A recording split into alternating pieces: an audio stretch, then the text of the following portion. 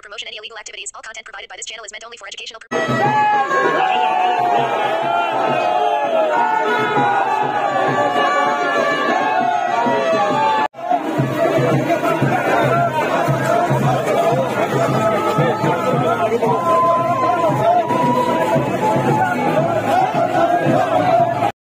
লোকসভা ভোটের দিনক্ষণ এখনো ঘোষিত হয়নি, অথচ লোকসভা ভোটের প্রচার শুরু করে দিয়েছে কোচবিহার লোকসভা কেন্দ্রের বিজেপির ঘোষিত প্রার্থী কেন্দ্রীয় স্বরাষ্ট্র প্রতিমন্ত্রী নিশীথ প্রামাণিক। বৃহস্পতিবার দিনহাটা সিতাই বাজারে জনসভা করলেন মন্ত্রী নিশীথ প্রামাণিক। তার সঙ্গে ছিলেন বিজেপি জেলা সভাপতি সুকুমার রায়, বিজেপি জেলা সম্পাদক অজয় রায়, দীপক কুমার রায় প্রমুখ।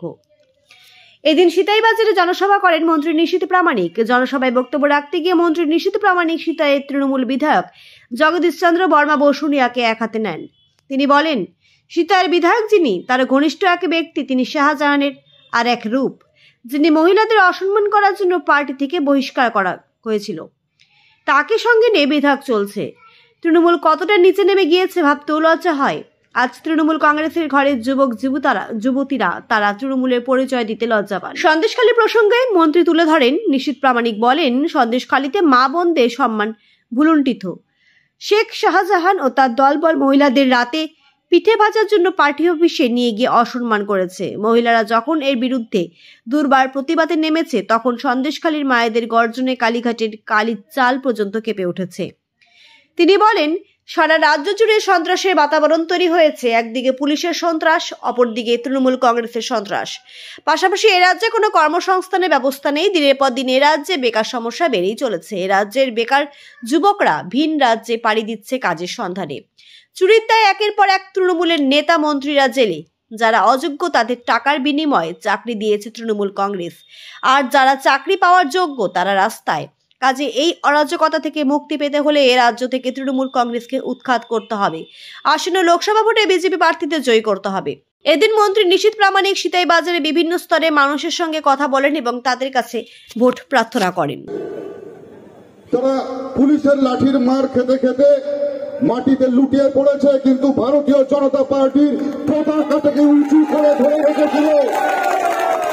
আমি সেই সৈনিকদের, সেই লড়াকু যোদ্ধাদের আমি অনেক অনেক কৃতজ্ঞতা এবং অভিনন্দন জানাই।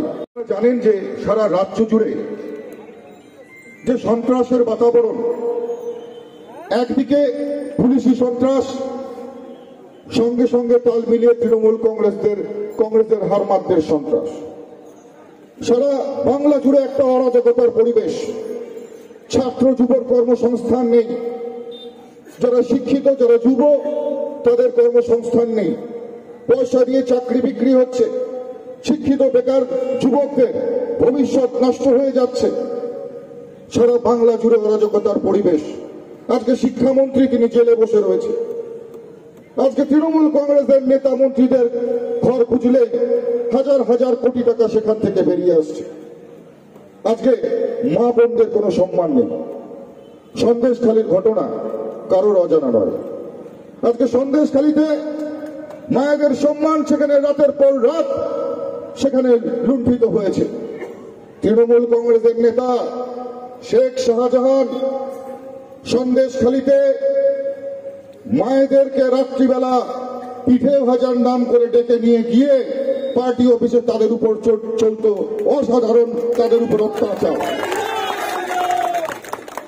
আজকে যখন দিনের পর দিন মায়েদের সম্মান সেখানে লুট হচ্ছিল, কোথায় ছিল বাংলার মুখ্যমন্ত্রী, বাংলার পুলিশ? তখন কি করছিলেন? সন্দেশখালীর মায়েরা যখন গর্জে উঠল, সন্দেশখালীর মায়েরা যখন মা দুর্গার রূপ ধারণ করে হাতে লাঠি তুলে নিয়ে আন্দোলনে নেমে উঠল, গর্জে উঠল, আর সেই গর্জনে কালীঘাটের টালির চাল পর্যন্ত কেঁপে উঠল।